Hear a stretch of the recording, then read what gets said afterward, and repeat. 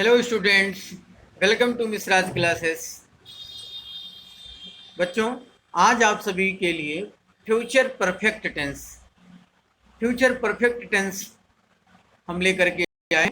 आज future perfect tense के about हम डिस्कस करेंगे। आप सभी ध्यानपूर्वक इस टेंस को समझने का प्रयास करें और आसानी से समझें और सुनें। तो आइए स्टार्ट करते हैं वीडियो को। Future perfect tense, future means भविष्य में, परफेक्ट मीन्स पूर्ण और टेंस मीन्स टाइम, ऐसा आप कह सकते हैं। भविष्य में पूर्ण समय या पूर्ण टाइम। नोट में आप देख पा रहे हैं, स्क्रीन पर लिखा है नोट में, इस टेंस के वाक्यों से पता चलता है कि कार्य भविष्य काल में पूरा हो चुकेगा। अर्थात इस टेंस से ऐसा फील होता है, ऐसा प्रतीत होता है, किस टेंस से?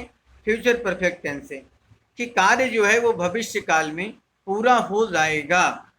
और फिर लिखा गया कि सामान्यतया इस टेंस के वाक्य कॉम्प्लेक्स सेंटेंस अर्थात मिश्रित वाक्य में होते हैं। कॉम्प्लेक्स सेंटेंस अभी हम आपको बताएंगे कॉम्प्लेक्स सेंटेंस कैसे बना होता है। तो पहले तो आप ये समझ गए कि इस टेंस से पता चलता है, इस टेंस के वाक्यों से पता चलता है कि कार्य भविष्य काल में पूरा हो जाएगा।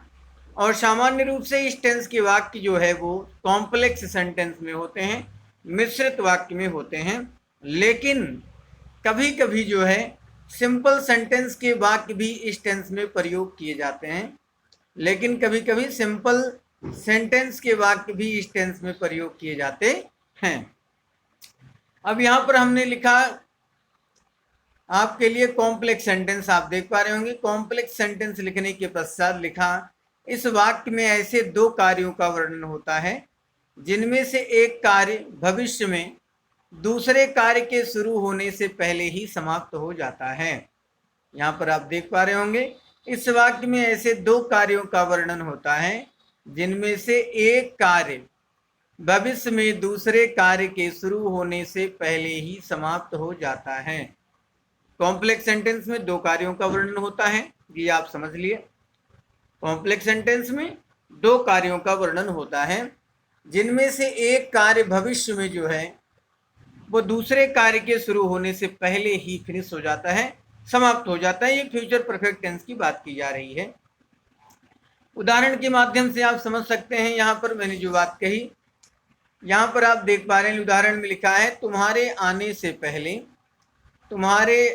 से पहले मैं अपनी पुस्तक पढ़ चुका हूँगा। अब यहाँ पर आप बहुत ध्यान से समझें, तुम्हारे आने से पहले अर्थात तुम आए नहीं, उसके पहले ही मैं अपनी पुस्तक पढ़ चुका हूँगा। फ्यूचर में ये कार्य जो है वो फिनिश हो रहा है, समाप्त हो रहा है, कि तुम्हारे आने से पहले मैं अपनी पुस्तक पढ़ चुका हूँगा। अर्थात तुम नहीं आ पाओगे, उसके पहले ही मैं यह पुस्तक पढ़ चुका हूँगा। तो मैं अपनी पुस्तक पढ़ चुका हूँगा, ये कार्य पहले फिनिश हो गया और आप आ नहीं पाए। तो इसका ट्रांसलेट जो किया गया, तो इसमें आपको मुझे बताना है कि जो कार्य, अब इस वाक्य में तो आप देख पा रहे हैं दो कार्यों का होना पाया गया, एक आपके आने का और दूसरा पुस्तक पढ़ने का। तो यहाँ पर नियम है कि जो वाक्य, यदि वाक्य में दो क्लॉजेज हों, दो कार्यों का होना पाया जाए, तो जो कार्य पहले हुआ होगा उसका ट्रांसलेट जो है फ्यूचर परफेक्ट टेंस में किया जाएगा, और जो कार्य बाद में हुआ होगा उसका ट्रांसलेट प्रेजेंट इंडेफिनिट टेंस में अर्थात सिंपल प्रेजेंट में किया जाएगा।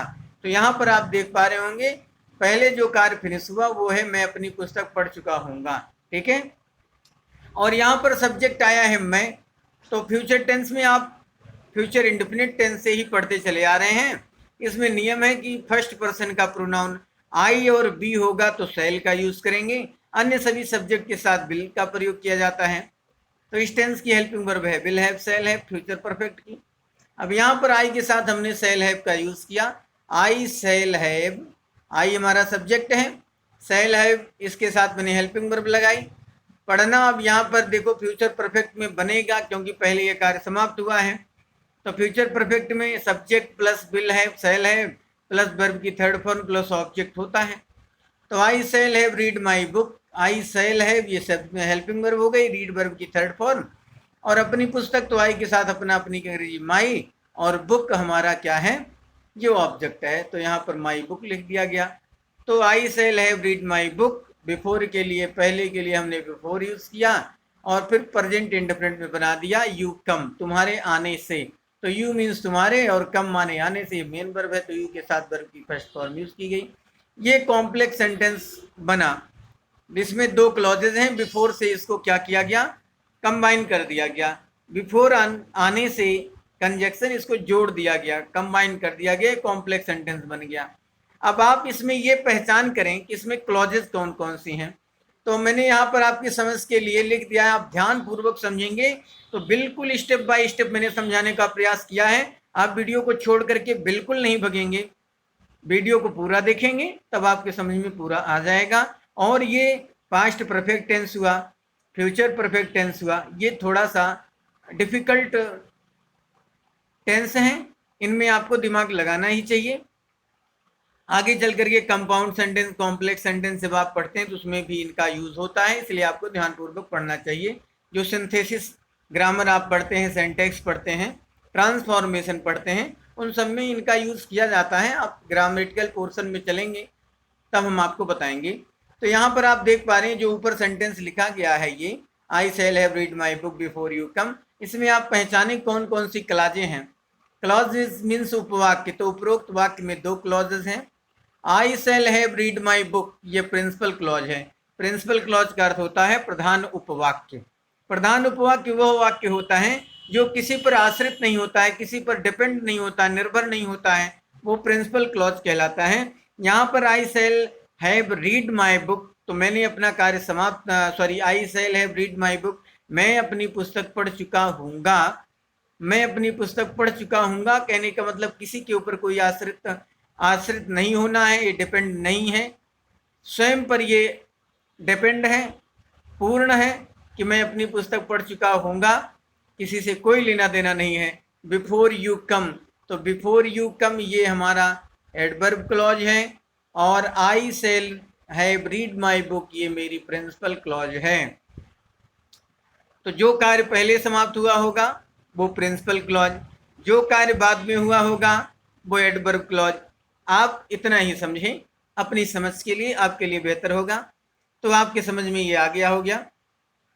अब हम चलते हैं फ्यूचर परफेक्ट टेंस की आइडेंटिफिकेशन, पहचान की तरफ। तो आइए चलते हैं। यहाँ पर आप देख पा रहे होंगे लिखा है पहचान, पहचान में लिखा है आइडेंटिफिकेशन, क्या लिखा है, आइडेंटिफिकेशन जिन वाक्यों की क्रियाओं के अंत में चुका होगा, चुकी होंगे, चुके होंगे, और चुकूंगा, चुकेगा, चुकेंगे, चुकी, चुकेगी, समझ पा रहे होंगे। ये तो मैं आपकी जानकारी के लिए पढ़ा रहा हूँ, इन सभी टेंसों के यूज हम आपको पढ़ाएंगे कॉम्पिटिटिव एग्जाम्स के लिए बेहतरीन ढंग से। तो आप लेकिन पहले इनको आपको सीखना आवश्यक है, क्योंकि जब आप बेसिक नहीं जान पाएंगे तो थोड़ा सा जब लेवल हाई हो जाएगा तो आपके समझ में आसानी से नहीं आएगा, इजीली आप उसको अंडरस्टैंडिंग नहीं कर पाएंगे। तो आप यहाँ पर समझने का प्रयत्न करें कि जिन वाक्य की क्रियाओं के अंत में चुका होगा, चुकी होगी, चुके होंगे, चुकूंगा, चुकेगा, चुकेंगी शब्द होता है, वहाँ पर फ्यूचर परफेक्ट टेंस होता है। और इस टेंस की सहायक क्रिया जो है हेल्पिंग वर्ब विल हैव और शैल हैव होती है। इस टेंस में वर्ब की थर्ड फॉर्म यूज की जाती है, आप सबको पता है। तो मैंने आपको क्लियर कर दिया कि इस टेंस की पहचान, यदि आपको ट्रांसलेट करना है, हिंदी में सेंटेंस आपके दिए गए हैं और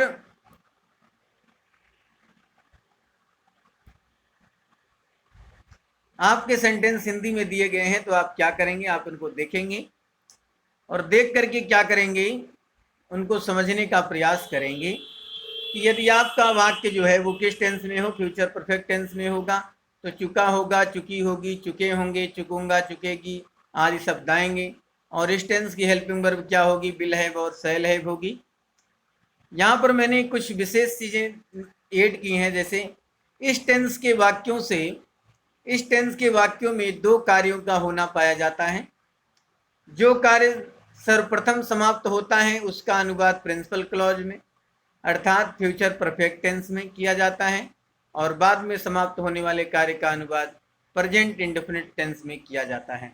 मान लीजिए 2 सेंटेंस दिए गए हैं और दोनों सेंटेंसों, एक सेंटेंस दिया गया है उसमें 2 कार्यों का होना पाया जा रहा है, तो ये आपको देखना है कि जो कार्य पहले समाप्त हुआ होगा, एक सेंटेंस में 2 क्लॉजेज आएंगी और उन दोनों क्लॉजेज में 2 कार्य हुए होंगे, तो जो कार्य पहले समाप्त हुआ होगा उसका ट्रांसलेट आपको प्रिंसिपल क्लॉज में करना है, और जो कार्य बाद में समाप्त हुआ होगा उसका आपको ट्रांसलेट एडवर्ब क्लॉज में करना है, अर्थात प्रेजेंट इंडेफिनिट टेंस में करना है। और प्रिंसिपल क्लॉज में जो जिनका आप अनुवाद करेंगे वो फ्यूचर परफेक्ट टेंस में होगा, और एडवर्ब क्लॉज में जिनका अनुवाद करेंगे वो प्रेजेंट इंडेफिनिट टेंस में होगा। तो यहाँ पर दूसरा फिर मैंने लिखा, कभी कभी by tomorrow, by then, already, before noon के प्रयोग से केवल सिंपल सेंटेंस ही बनता है, और ऐसे वाक्यों का अनुवाद फ्यूचर परफेक्ट टेंस में ही किया जाता है। तो बाय टुमारो जैसे कल तक, बाय देन तब तक, ऑलरेडी पहले ही, बिफोर नून दोपहर तक। तो ऐसे जब शब्द आएंगे किसी वाक्य में तो वो केवल सिंपल सेंटेंस ही होगा, किसमें उसमें केवल एक ही क्लॉज पाई जाएगी, तो ऐसे वाक्यों का अनुवाद सिंपल सेंटेंस में होगा, लेकिन ट्रांसलेट जो है वो फ्यूचर टेंस में ही बनेगा। नेक्स्ट हमने लिखा है, कुछ ऐसे वाक्य होते हैं जिनका अनुवाद कॉम्प्लेक्स सेंटेंस तथा सिंपल सेंटेंस दोनों में किया जाता है। इन पॉइंट्स को आपको समझना चाहिए और नोट करना चाहिए। कुछ ऐसे भी वाक्य होते हैं जिनका अनुवाद कॉम्प्लेक्स सेंटेंस तथा सिंपल सेंटेंस दोनों में किया जाता है, तो आपको दोनों पॉइंट्स लर्न करने हैं। जो इसमें थर्ड पॉइंट, 3 पॉइंट दिए गए, तीनों पॉइंट को आपको नोट करना है और उसको ध्यान में रखना है। आइए चलते हैं अफर्मेटिव सेंटेंस की तरफ। अफर्मेटिव सेंटेंस हमारा है, इसका रूल है, रूल नंबर 1 लिखा है कि इस टेंस के वाक्यों में कर्ता अर्थात सब्जेक्ट आई और बी के साथ हेल्पिंग वर्ब शैल हैव का प्रयोग करके किया जाता है, और अन्य सभी कर्ताओं, ऑल अदर सब्जेक्ट, अन्य सभी कर्ताओं के साथ विल हैव का प्रयोग किया जाता है तथा मुख्य क्रिया की थर्ड फॉर्म आती है। तो ये आप आसानी से समझ जाएंगे कि यदि आपका सब्जेक्ट आई और बी है तो आप हेल्पिंग वर्ब शैल हैव का यूज करेंगे। क्या करेंगे? शैल हैव का यूज करेंगे। कौन कौन से सब्जेक्ट के साथ? आई और बी के साथ। यदि और जितने भी अन्य सब्जेक्ट आएंगे, अन्य कर्ता आएंगे, उनके साथ आपको कौन सी हेल्पिंग वर्ब यूज करनी है? विल हैव यूज करनी है। कौन सी यूज करनी है? विल हैव यूज करनी है। और मेन वर्ब की कौन सी फॉर्म लगानी है? थर्ड फॉर्म यूज करनी है। तो इतना आपके समझ में आ गया होगा। पुनः एक बार हम रिपीट करेंगे। फ्यूचर परफेक्ट टेंस के एक वाक्य में 2 कार्यों का होना पाया जाए, अर्थात 2 क्लॉजें दी हों, तो जो उनमें से जो कार्य पहले समाप्त हुआ होगा उसका अनुवाद प्रिंसिपल क्लॉज में अर्थात फ्यूचर परफेक्ट टेंस में किया जाएगा। जो कार्य बाद में समाप्त होगा उसका अनुवाद एडवर्ब क्लॉज में अर्थात प्रेजेंट इंडेफिनिट टेंस में या सिंपल प्रेजेंट टेंस में किया जाएगा। अब मैंने अफर्मेटिव सेंटेंस के रूल बताए। इसमें मैंने क्या बताया? आई और बी आपका सब्जेक्ट होगा, हेल्पिंग वर्ब आप शैल हैव का यूज करेंगे और मेन वर्ब की थर्ड फॉर्म लगाएंगे, ठीक है। और अन्य जितने भी सब्जेक्ट आपको मिलेंगे उनके साथ आपको will have helping verb use करनी है और मेन वर्ब की थर्ड फॉर्म यूज करनी है। अब हमारा सेकेंड रूल है, आप इसको समझें। सेकेंड रूल मैंने लिखा है कि यदि एक ही वाक्य में, यहाँ पर देखिए फिर अच्छे से मैंने आपको समझाने का प्रयत्न किया है, यदि एक ही वाक्य में 2 कार्यों का होना पाया जाए और वाक्य में बिफोर अर्थात पहले शब्द आया हो, तो पहले समाप्त होने वाले कार्य का अनुवाद प्रिंसिपल क्लॉज अर्थात फ्यूचर परफेक्ट टेंस में किया जाता है, और बाद में समाप्त होने वाले कार्य का अनुवाद एडवर्ब क्लॉज अर्थात प्रेजेंट इंडेफिनिट टेंस में किया जाता है। वही बात ओरल मैंने आपको बता दिया, ठीक है। यदि एक ही वाक्य में 2 कार्यों का होना पाया जाए और वाक्य में बिफोर शब्द आया हो, तो पहले समाप्त होने वाले कार्य का अनुवाद प्रिंसिपल क्लॉज अर्थात फ्यूचर परफेक्ट टेंस में और बाद में समाप्त होने वाले कार्य का अनुवाद प्रेजेंट इंडेफिनिट टेंस में किया जाता है।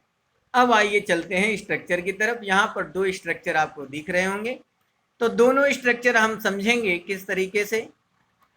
यहाँ पर मैंने 2 स्ट्रक्चर लिखे हैं।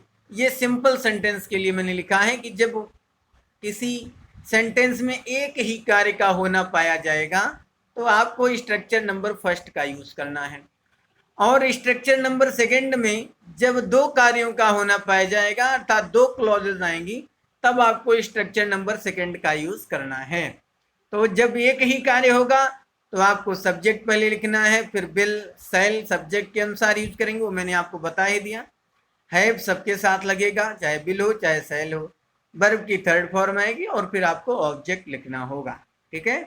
अब यहाँ पर हमारा जो दूसरा स्ट्रक्चर है उसमें सब्जेक्ट आप पहले लिखेंगे। सब्जेक्ट आपका आई और बी होगा अर्थात फर्स्ट पर्सन होगा तो shall have helping verb use करना, और आपका अन्य कोई सब्जेक्ट होगा तो will have helping verb use करना। वर्ब की थर्ड फॉर्म सबके साथ आएगी। फिर आपको बिफोर यूज करना, बिफोर माने पूर्व या पहले। उसके बाद दूसरी क्लॉज आपकी बनेगी प्रेजेंट इंडेफिनिट टेंस में। सब्जेक्ट लिखेंगे, सब्जेक्ट सिंगुलर प्लूरल के अनुसार आपको देखना है। यदि आपका सब्जेक्ट सिंगुलर होगा तो वर्ब की फर्स्ट फॉर्म एस या एस आप लगाएंगे। यदि प्लूरल सब्जेक्ट होगा तो आप वर्ब की फर्स्ट फॉर्म का ही यूज करेंगे। प्रेजेंट इंडेफिनिट टेंस अधिकतर है सभी स्टूडेंट्स को आता ही है, क्योंकि वो सबसे फर्स्ट आपका टेंस है, तो वो अक्सर सभी विद्यार्थियों को आता ही है। तो यहाँ पर आप अच्छे से समझ गए होंगे। आइए आगे चलते हैं। यहाँ पर हमने उदाहरण कुछ लिखे हैं, कुछ एग्जाम्पल आप देखेंगे कि तुम्हारे आने से पहले वह अपना पाठ याद कर चुका होगा। तो अब देखें, एग्जाम्पल समझने से पहले आपको आइडेंटिफिकेशन करनी होती है, सेंटेंस को आइडेंटिफाई करना होता है सेंटेंस किस टेंस का है। तो यहाँ पर आप देख रहे हैं क्रिया के अंत में चुका होगा शब्द आया है, इससे समझ में आ रहा है कि ये फ्यूचर परफेक्ट है। और दूसरी बात, इसमें बिफोर शब्द वाक्य के बीच में आया है।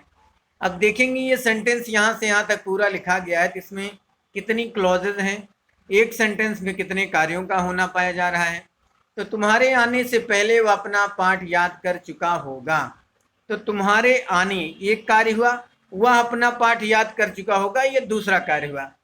तो यहाँ पर आप देखो कौन सा कार्य पहले समाप्त हुआ। तो वह अपना कार्य, वह अपना पाठ याद कर चुका होगा। ठीक है। और तुम्हारे आने से पहले कहने का मतलब वह अपना पाठ याद कर चुका होगा, आप नहीं आए होंगे उसके पहले ही, तो ये कार्य पहले हुआ कि वह अपना पाठ याद कर चुका होगा। तो इसका ट्रांसलेट फ्यूचर परफेक्ट टेंस में अर्थात प्रिंसिपल क्लॉज में होगा। और तुम्हारे आने से पहले इसका ट्रांसलेट आपका एडवर्ब क्लॉज अर्थात प्रेजेंट इंडेफिनिट टेंस में होगा। जैसे, तो वह अपना पाठ याद कर चुका होगा, तो ही हो गया सब्जेक्ट, ही आई और बी है नहीं, इसलिए विल हैव का यूज किया गया हेल्पिंग वर्ब। वर्ब की थर्ड फॉर्म याद करना की अंग्रेजी लर्न, लर्न में हमने थर्ड फॉर्म लगाई तो लर्नड हो गया। ही विल हैव लर्नड, क्या लर्नड, अपना पाठ, तो ही के साथ अपना अपनी अंग्रेजी हिज, और लेसन मीन्स पाठ, तो इतना हो गया इसका translate, he will have learned his lesson. ठीक है। अब यहाँ पर बिफोर पहले शब्द दिख रहा है, तो इसका ट्रांसलेट पहले कर लो, बिफोर की अंग्रेजी पहले लगा लो। ठीक है। अब तुम्हारे आने, तो यू हो गया आपका सब्जेक्ट, यू हमारा प्लूरल है, प्रेजेंट इंडेफिनिट में इसको बनाना है, तो यू के साथ वर्ब की फर्स्ट फॉर्म आ गई यू कम। अब आपके समझ में आ गया ना। अब आपका नेक्स्ट सेंटेंस है कि 7 बजने से पहले, यहाँ पर बंजे लिख गया है, इसको बजने होना चाहिए। 7 बजने से पहले हम खाना खा चुके होंगे।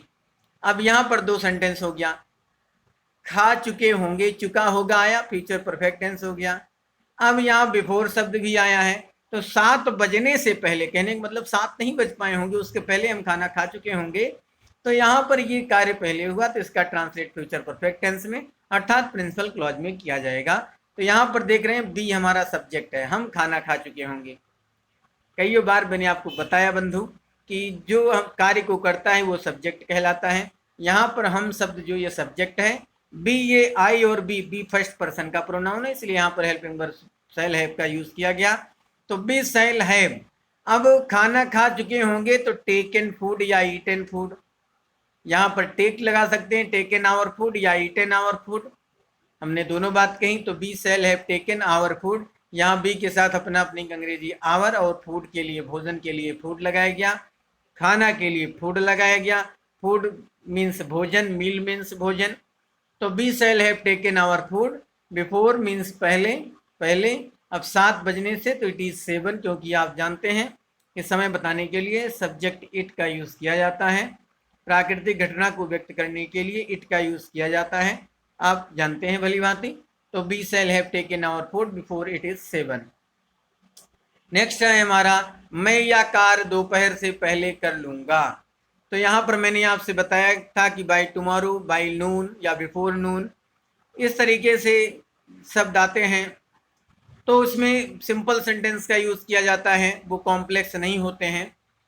और बनाया उनका ट्रांसलेट फ्यूचर परफेक्ट टेंस में ही किया जाता है, उसमें एक ही कार्य का होना पाया जाता है। तो यहाँ पर मैंने लिखा कि मैं यह कार्य दोपहर से पहले कर लूँगा। यहाँ पर कोई दूसरा और कार्य करने वाला व्यक्ति नहीं है, न कोई और दूसरा कार्य हो रहा है, केवल एक ही व्यक्ति एक कार्य कर रहा है। तो ये फर्स्ट स्ट्रक्चर के अनुसार इसका ट्रांसलेट किया जाएगा। तो मैं यह कार्य दोपहर से पहले कर लूँगा। तो मैं यहाँ पर देख रहे हैं आपका सब्जेक्ट मैं है, फर्स्ट पर्सन है, इसलिए helping verb bye shall have use किया गया। आई शैल हैव, अब यहाँ पर करना की अंग्रेजी डू होती है, डू की थर्ड फॉर्म डन होगी। तो आई शैल हैव डन क्या, यह कार्य। तो दिस मीन्स यह, और वर्क मीन्स कार्य। तो I shall have done this work, और समय के लिए अर्थात दोपहर से पहले, तो बिफोर नून, बिफोर नून का यूज किया गया। नेक्स्ट हमारा सेंटेंस है सेंटेंस नंबर 4। वीडियो थोड़ा लंबा हो जाएगा क्योंकि बहुत सारे यहाँ पर सेंटेंस यूज किए गए हैं आपको समझाने के लिए। तो आप घबराएं नहीं, लास्ट तक देखें, आपके समझ में बेहतर ढंग से आएगा। यहाँ पर आप देख रहे हैं 4th नंबर का जो हमारा सेंटेंस है, वो उसमें भी सिंपल सेंटेंस का यूज किया गया है। एक ही कार्य हुआ है कि तुम कल तक यह कार्य कर चुकोगे। तो यहाँ पर तुम कल तक यह कार्य कर चुकोगे।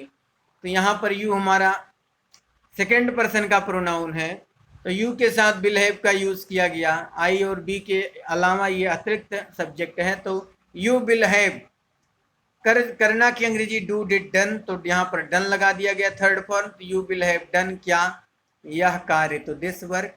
और कल तक तो बाय टुमारो यूज किया गया, you will have done this work by tomorrow. इस तरीके के सेंटेंस आपको मिलें या एक ही सिंपल सेंटेंस वाले आपको सेंटेंस मिले, तो आपको फर्स्ट स्ट्रक्चर के अनुसार ही उनका ट्रांसलेट करना है। नेक्स्ट हमारा जो सेंटेंस है, वे उस समय तक अपना सारा धन खर्च कर चुके होंगे।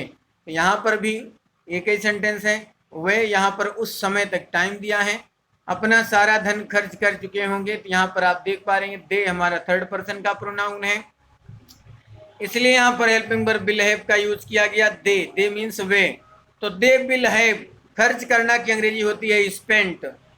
स्पेंड ये थर्ड फॉर्म है, spend spend spend third form लगाएगी, स्पेंड माने खर्च करना, स्पेंड थर्ड फॉर्म बनेगी। तो दे विल हैव स्पेंट का, स्पेंट अपना सारा धन। तो यहाँ पर देख रहे होंगे अपना सारा धन, तो आल मीन्स सारा, दियर मीन्स अपना। जब हमारा सब्जेक्ट प्लूरल हो तो उसके साथ, प्लूरल सब्जेक्ट के साथ अपना अपनी अंग्रेजी दियर का यूज करते हैं, मैंने अधिकतर टेंसों में बताया है। तो they will have spent all their money by then या बाय दैट टाइम, उस समय तक की अंग्रेजी के लिए आप क्या लगाएंगे, चाहे आप बाय देन का यूज करेंगे और चाहे आप बाय दैट टाइम का यूज करेंगे। इसका पूरा ट्रांसलेट हो गया, they will have spent all their money by then या बाय दैट टाइम। नेक्स्ट हमारा जो सेंटेंस है बच्चों, लिखा है कि सूरज छिपने से पहले वे मैच खेल चुके होंगे। तो यहाँ पर आप देख पा रहे होंगे लिखा है सूरज छिपने से पहले वे मैच खेल चुके होंगे। तो यहाँ पर दो सेंटेंस अब आप यहाँ पर आसानी से देख पा रहे होंगे कि सूरज छिपने से पहले वे मैच खेल चुके होंगे, अर्थात सूरज नहीं छिपा होगा। सूरज छिपने से पहले सूरज नहीं छिप पाया होगा, उसके पहले वे मैच खेल चुके होंगे। तो यहाँ पर ये कार्य पहले हुआ, तो इसका ट्रांसलेट किसमें करोगे, इसका ट्रांसलेट फ्यूचर परफेक्ट टेंस में अर्थात प्रिंसिपल क्लॉज में करोगे। तो दे हमारा सब्जेक्ट है, दे के साथ विल हैव हेल्पिंग वर्ब लगाई गई। खेलना की अंग्रेजी प्ले, प्ले की थर्ड फॉर्म प्लेड हो गई। दे विल हैव प्लेड, क्या प्लेड, मैच प्लेड, ये हमारा ऑब्जेक्ट है। दे will have played the match. उसके बाद आपको बिफोर शब्द यूज करना है, बिफोर मीन्स पहले। सूरज छिपने, तो इसका ट्रांसलेट आपको एडवर्ब क्लॉज में अर्थात प्रेजेंट इंडेफिनिट में करनी है। तो द सन, सन सिंगुलर है इसलिए सेट में यस जोड़ दी गई, द सन सेट्स, ये सिंपल प्रेजेंट में बनाया गया। तो they will have played the match before the sun sets. Next हमारा है, आपके आने से पहले मैं अपनी पुस्तक पढ़ चुकूंगा। कहने का तात्पर्य है कि आप नहीं आ पाए होंगे, उसके पहले ही मैं अपनी पुस्तक पढ़ लूंगा। तो पहले पुस्तक पढ़ने का कार्य हुआ, मैं अपनी पुस्तक पढ़ चुकूंगा। तो इसका ट्रांसलेट प्रिंसिपल क्लॉज अर्थात फ्यूचर परफेक्ट टेंस में होगी।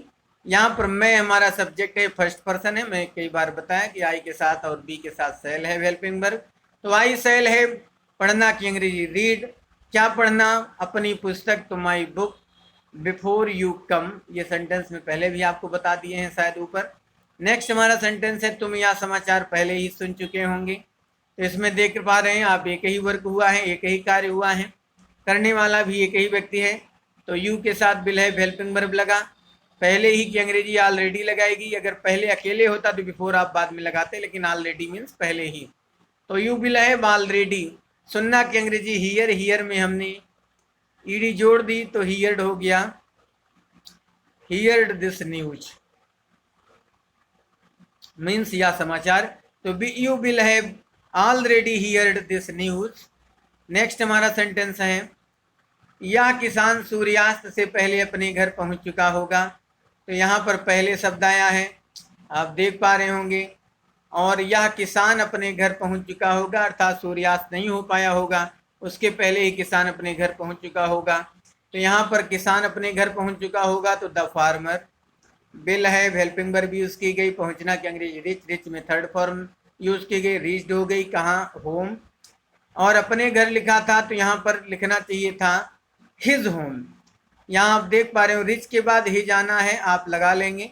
The farmer will have reached this home, sorry his home before the sunsets. देखिए भाई, आप ये मत सोचना कि यहाँ पर त्रुटि क्यों हुई, क्योंकि टाइपिस्ट टाइपिंग करने वाले मिस्टेक कर ही देते हैं, भूल जाते हैं। काफ़ी मेहनत लगती है वीडियो बनाने में, आप सब समझ पा रहे होंगे। तो the farmer will have reached और अपना अपनी की अंग्रेजी यहाँ पर बीच में हिज लगाया जाएगा, हिज होम। और पहले की अंग्रेजी बिफोर द सनसेट्स, ये प्रेजेंट इंडेफिनिट में बना। नेक्स्ट हमारा है वह 8 बजने से पहले स्टेशन पहुंच चुका होगा। तो कहने का मतलब 8 नहीं बज पाए होंगे और वो स्टेशन पहुंच गया होगा, तो पहले स्टेशन पहुंचने का कार्य हुआ। तो यहाँ पर वह, ये हमारा थर्ड पर्सन का प्रोनाउन है, इसके साथ will have helping verb use की जाएगी। He will have rich means पहुंचना, रिच की third form reached. He will have reached the station. पहले की अंग्रेजी के लिए बिफोर शब्द यूज किया गया। He will have reached the station before it is 8। यहाँ पर मैंने इट समय के लिए इट का यूज किया और प्रेजेंट इंडेफिनिट का यूज किया या सिंपल प्रेजेंट का यूज किया। तो यहाँ पर सिंपल प्रेजेंट यूज किया गया है, इट इज 8 अर्थात 8 बजने से पहले वह स्टेशन पहुंच चुका होगा। तो आशा है कि अफर्मेटिव सेंटेंस आपके समझ में आया होगा। आइए नेगेटिव सेंटेंस देख लेते हैं। नेगेटिव सेंटेंस के क्या रूल हैं।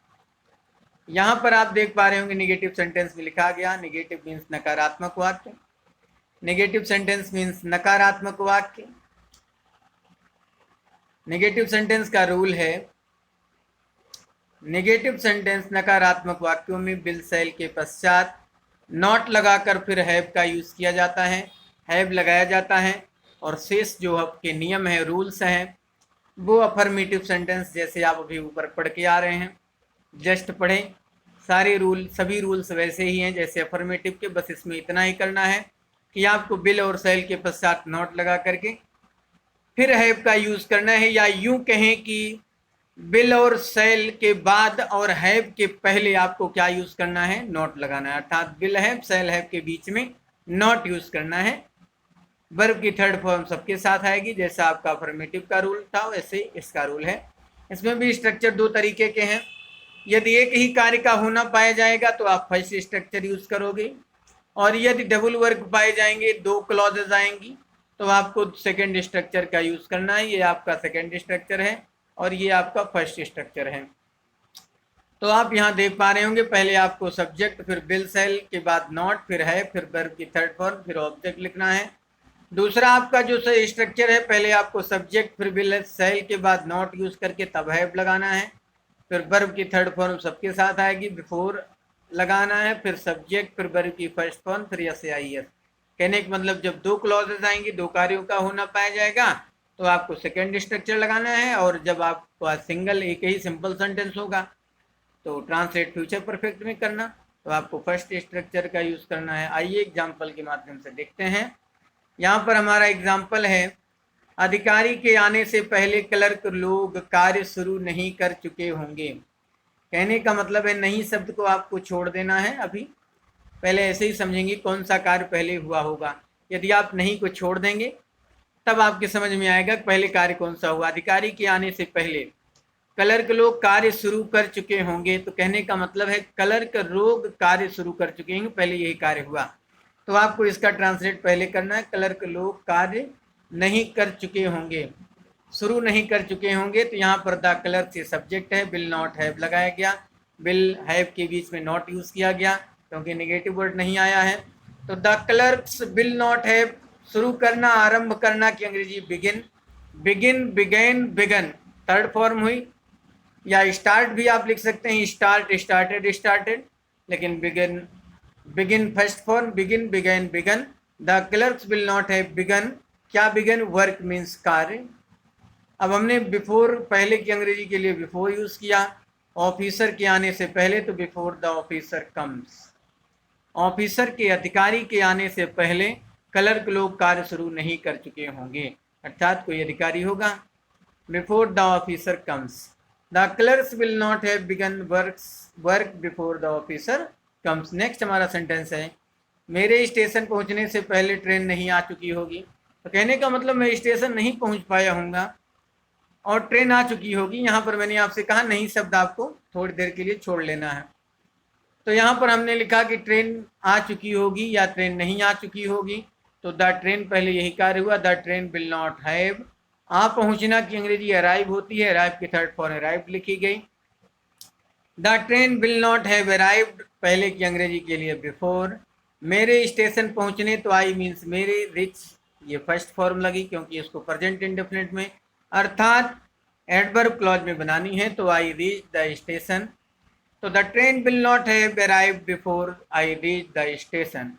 नेक्स्ट हमारा सेंटेंस है, कलाकार ने तस्वीर नहीं बनाई होगी। यहाँ पर सिंपल सेंटेंस है। कहने का मतलब है जो आप तीन प्रकार के सेंटेंस पढ़ते हैं, simple sentence, complex sentence, compound sentence, तो ये सिंपल सेंटेंस है, इसका ट्रांसलेट फ्यूचर टेंस में होगा, लेकिन ये सिंपल सेंटेंस है ना कि ये कॉम्प्लेक्स सेंटेंस है। ओके, कलाकार ने तस्वीर नहीं बनाई होगी, तो यहाँ पर एक ही कार्य हो रहा है, तो द आर्टिस्ट मीन्स कलाकार, ये थर्ड पर्सन है। Will not have, drawn means बनाना या खींचना, draw drew drawn, draw drew drawn, first होगी ड्रा, सेकेंड होगी ड्रू, थर्ड होगी ड्रोन। तो the artist will not have drawn, क्या ड्रोन, द पिक्चर मीन्स तस्वीर। The artist will not have drawn the picture. Next हमारा sentence है, उसके पिताजी अभी तक नहीं आए होंगे। यहाँ भी आपका एक ही वर्क है, एक ही कार्य किया गया है, आपको इसमें भी फर्स्ट स्ट्रक्चर का यूज करना है कि उसके पिताजी, तो हिज फादर। यहाँ पर आए होंगे, चुका होगा, लिया होगा, आप देख पा रहे होंगे, इससे आप पहचान कर पाएंगे कि हमारा फ्यूचर परफेक्ट है। तो his father will not come, यहाँ पर आपके his father will not have शब्द छूट गया है, आप हैव यूज कर लेना। तो his father will not have come, अब कब, अभी तक, तो बाई दिस टाइम मीन्स अभी तक। तो his father will not come, his father will not have come by this time. Next हमारा सेंटेंस है, हमारे घर पहुंचने से पहले सूर्यास्त नहीं हो चुका होगा। तो यहाँ पर सूर्यास्त नहीं हो चुका होगा या नहीं शब्द को मैंने कहा है कि समझ के लिए आप छोड़ देंगे कौन सा कार्य पहले हुआ है। यदि आप नहीं लगा देंगे तो ये नहीं समझ पाएंगे, इसका निश्चय करना मुश्किल होगा कार्य कौन सा पहले हुआ। तो सूर्यास्त हो चुका होगा हमारे घर पहुंचने से पहले, कहने का मतलब मैं घर नहीं पहुंचा हूँगा, उसके पहले सूर्यास्त हो चुका होगा। तो यहाँ पर आप क्या करेंगे, द सन सब्जेक्ट है आपका, द सन। अब विल नॉट हैव, अस्त होना की अंग्रेजी सेट, ये तीनों फॉर्म समान रहती हैं। The sun will not have set, पहले की अंग्रेजी के लिए आपको बिफोर यूज करना है। हमारे घर पहुंचने, तो बी मीन्स हमारे, reach first form, there means, यहाँ पर होम लिखना चाहिए था। The sun will not have set before we reach home, home का यूज करेंगे आप। The sun will not have set before we reach home, ये रॉन्ग है देयर, यहाँ पर आपको होम यूज करना है, HOME। नेक्स्ट हमारा सेंटेंस है, सोने से पहले बच्चे ने दूध पी लिया होगा। तो सोने से पहले बच्चे ने दूध पी लिया होगा, तो बच्चे ने दूध पी लिया होगा। यहाँ पर आप देख पा रहे हैं निगेटिव शब्द नहीं लगा। आज इतना बहुत सॉरी कहता हूँ क्योंकि थोड़ा सा मिस्टेक किया। सोने से पहले बच्चे ने दूध नहीं पी लिया होगा, यहाँ पर आपको नहीं शब्द यूज कर लेना है।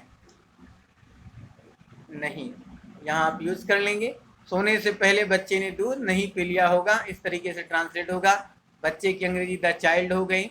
बिल, क्योंकि चाइल्ड थर्ड पर्सन, तो बिल नॉट हैव, अब नॉट यहाँ हमने लिख दिया है नहीं सब। The child will not have, पीना की अंग्रेजी ड्रिंक, ड्रिंक की थर्ड फॉर्म हो जाएगी ड्रंक। तो the child will not have drunk, क्या ड्रंक, मिल्क मीन्स दूध। अब पहले की अंग्रेजी के लिए बिफोर लगा दिया गया। सोने से पहले, तो किसके सोने से पहले, चाइल्ड के, तो चाइल्ड ही है इसलिए यहाँ पर हमने ही लगा दिया। तो the child will not have drunk milk before he स्लीप्स, he singular है इसलिए स्लीप्स आए, ये प्रेजेंट इंडेफिनिट में बना। नेक्स्ट हमारा सेंटेंस है, अध्यापक के आने से पहले मैंने अपना कार्य समाप्त नहीं किया होगा। तो यहाँ पर मैंने अपना कार्य समाप्त नहीं किया होगा, ये कार्य पहले हुआ। आई हमारा थर्ड पर्सन ना होकर के फर्स्ट पर्सन है, इसलिए यहाँ पर helping verb shall not have use की गई। I shall not have, shall have के बीच में नॉट यूज किया गया। आई शैल नॉट हैव, समाप्त करना की अंग्रेजी फिनिश, फिनिश की थर्ड फॉर्म यूज की गई finished. I shall not have finished, क्या फिनिश्ड, अपना कार्य। तो आई के साथ अपना अपनी अंग्रेजी माई वर्क। बिफोर मीन्स पहले, दूसरा हमारी क्लॉज स्टार्ट हुई। I shall not have finished my work before, अध्यापक के आने, तो द टीचर कम्स, ये प्रेजेंट इंडेफिनिट में था, एडवर्ब क्लॉज में बना। तो I shall not have finished my work before the teacher comes. Next हमारा है सेंटेंस, वर्षा होने से पहले मीरा स्कूल नहीं पहुंच चुकी होगी। तो यहाँ पर आप देख पा रहे हैं कि वर्षा होने से पहले मीरा स्कूल नहीं पहुंच चुकी होगी, तो पहले यह कार्य हुआ, मीरा स्कूल नहीं पहुंच चुकी होगी। तो मीरा सब्जेक्ट हो गई, मीरा के साथ will have helping verb, negative word है तो नॉट यूज किया गया बीच में विल हैव के। तो मीरा विल नॉट हैव, पहुंचना की अंग्रेजी रीच, रीच की थर्ड फॉर्म रीच्ड होती है। Meera will not have reached, कहाँ रीच्ड, स्कूल। और वर्षा होने से पहले, तो बिफोर मीन्स पहले, इट रेन्स मीन्स वर्षा होना। इट रेन्स, इसका अनुवाद आपको प्रेजेंट इंडेफिनिट में करना है या सिंपल प्रेजेंट में करना है। प्रेजेंट इंडेफिनिट में इसका ट्रांसलेट किया गया, Meera will not have reached schools before it rains. तो मित्रों, आज की वीडियोस में इतना ही। नेक्स्ट वीडियोस में फ्यूचर परफेक्ट टेंस का इंट्रोगेटिव सेंटेंस के विषय में डिस्कस किया जाएगा, हम आपको अध्ययन करवाएंगे। आज का ये वीडियो मुझे आशा नहीं पूर्ण विश्वास है कि आपकी समझ में आसानी से आएगा और आप इससे अधिक से अधिक लाभ उठाएंगे। आपसे निवेदन कि यदि आप मेरे चैनल पर नए हैं या यदि आपने अभी तक मेरा चैनल सब्सक्राइब नहीं किया है तो आप मेरे चैनल को सब्सक्राइब कर लें, बेल आइकन को भी प्रेस कर दें, वीडियोस को लाइक और शेयर करें। Thank you, thanks for watching.